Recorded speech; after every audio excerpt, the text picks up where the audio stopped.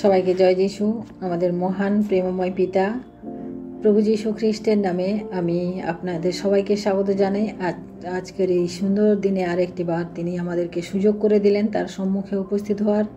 তাই আসুন আমরা ঈশ্বরকে ধন্যবাদ দিয়ে এবং তার বাক্যপাঠের মধ্য দিয়ে, প্রার্থনার মধ্য দিয়ে আমরা এই সময়টুকু তার কাছে নিবেদন করি। আসুন আমরা আজকে যে বিষয়ের উপরে বাইবেল পাঠ করব, আমি আজকে যে আমাদের জীবনের সব থেকে কোন জিনিসটাকে আমাদের সব থেকে বেশি যত্ন করে রাখা প্রয়োজন আছে, আমরা সেই বিষয়ে আমরা আজকে বাইবেল থেকে শিক্ষা করব। আমরা দেখি আমাদের জীবন, আমরা আমাদের নিজেদের শরীরের অনেক যত্ন করি। আমাদের শরীরকে সুস্থ রাখার জন্য আমরা ভালো ভালো খাবার খাই, ব্যায়াম করি, আমরা ভালো করে পুষ্টিকর খাদ্য খাই এবং সময় মতো ঘুমাই, সময় মতো উঠি, নানান রকম শরীর চর্চা আমরা করে থাকি, যেহেতু আমার শরীর যেন আমাদের ভালো থাকে। সেইভাবে আমাদের আত্মিক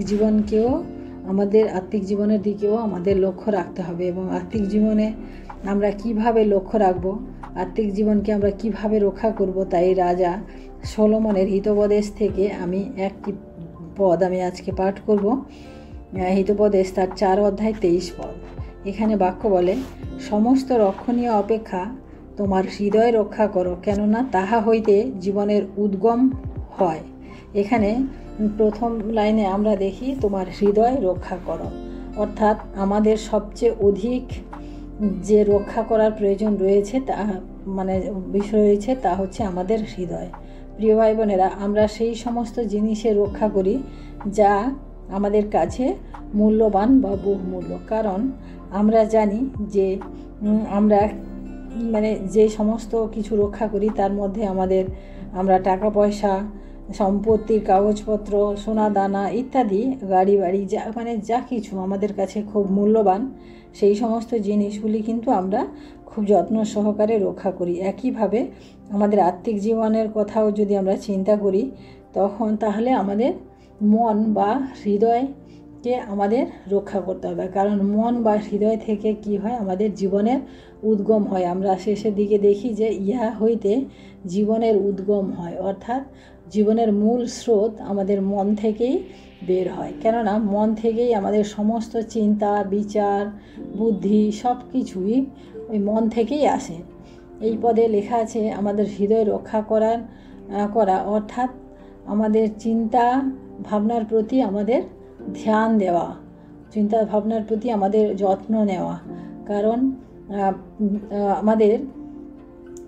কারণ এখানে আমরা যত্ন যদি না নিই, তাহলে আমরা কী ধরনের চিন্তাভাবনা করছি বা কী ধরনের চিন্তাভাবনার সাথে আমরা জড়িয়ে যাচ্ছি, সেটা আমাদেরকে লক্ষ্য রাখতে হবে।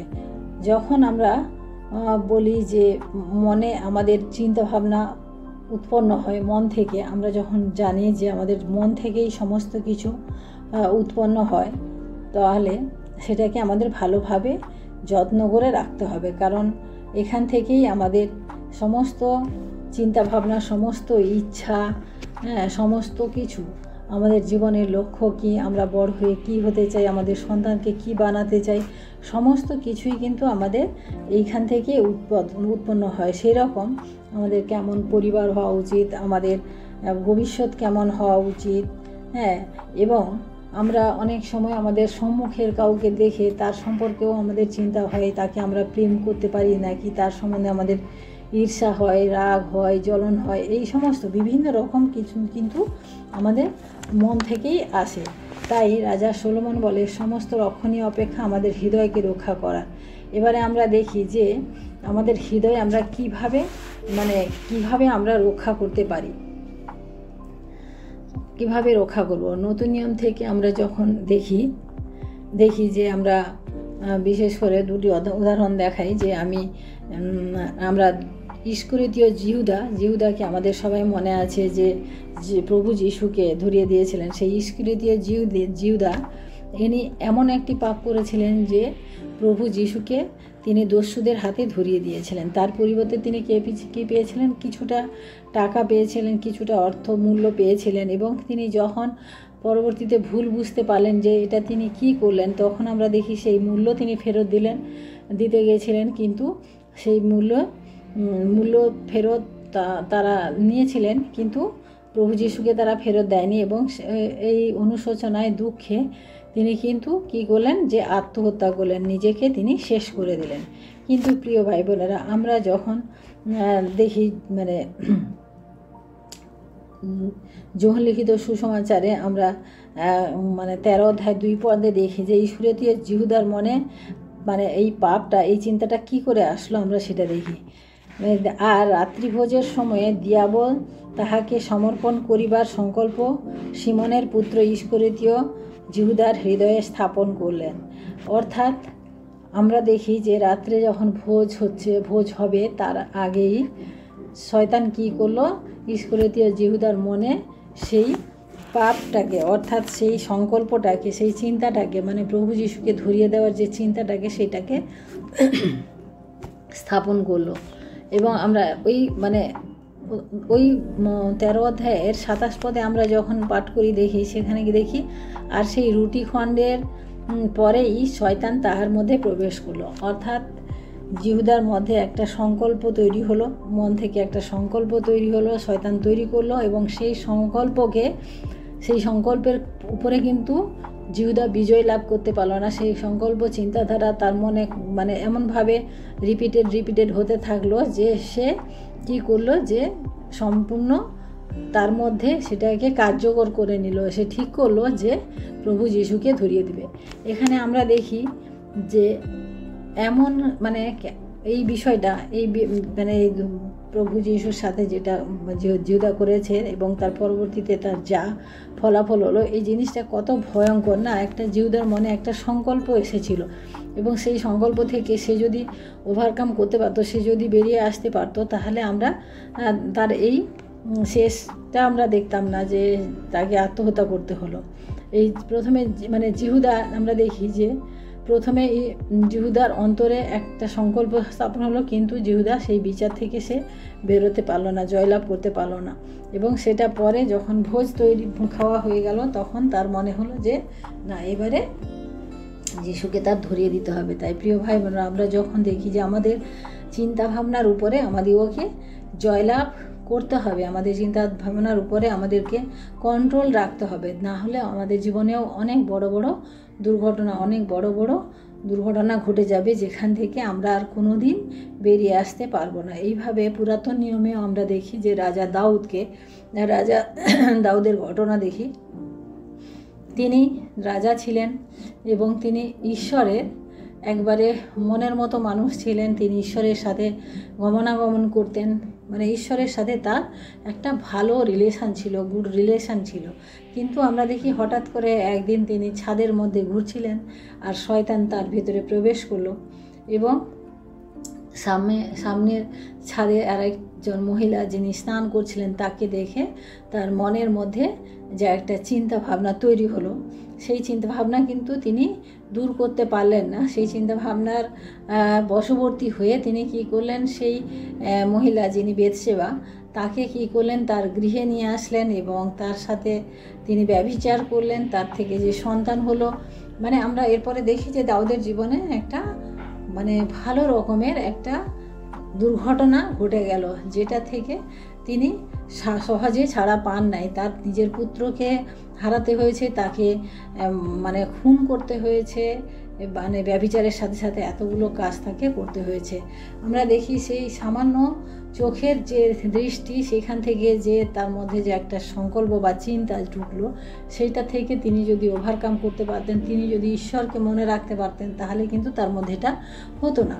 তারপরেও আমরা দেখি যে রাজা দাউদ তিনি কী করলেন, যে তিনি যেহেতু ঈশ্বরের ভক্ত ছিলেন, তিনি পুনরায় ঈশ্বরের কাছে পশ্চাতাপ করলেন, ক্ষমা চাইলেন তার কাছে এবং তিনি ক্ষমাও পেলেন এবং তারপরে ঈশ্বরের সাথে একটা ভালো সম্পর্কও তিনি তৈরি করলেন। কিন্তু প্রিয় ভাই বোনেরা, আমরা এখানে যে উদাহরণ আমরা এই জন্য বললাম যে আমাদের জীবনেও এইরকম নানান চিন্তা ভাবনার মধ্য দিয়ে আমাদেরকে যেতে হয়, কিন্তু কন্ট্রোল করা বা সেখানে লাগাম দেওয়া কিন্তু আমাদের খুব প্রয়োজন।